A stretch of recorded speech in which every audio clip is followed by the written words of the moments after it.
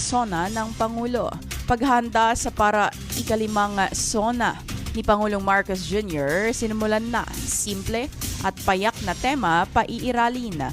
Ang detalye ng balita ihahatid sa atin ni DJ Joey Boy. GV Balita Express.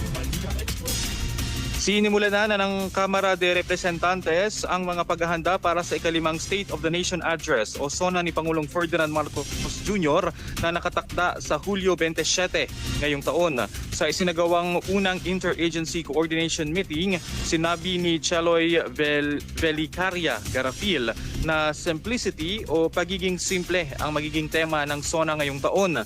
Dahil dito wala ng red carpet at mahabang gown at hinihikayat ang mga dadalo na magsuot ng simple ngunit naaangkop na kasuotan.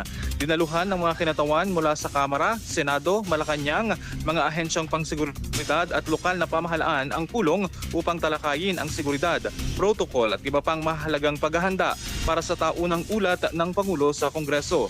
Gaganapin ang ikalimang SONA ni Pangulong Marcos sa Session Hall ng Kamara de Representantes sa Hulyo 27. Para sa GV Balita Express, ito si DJ Joey Boy sa GV 99.9, Your Good Vibes.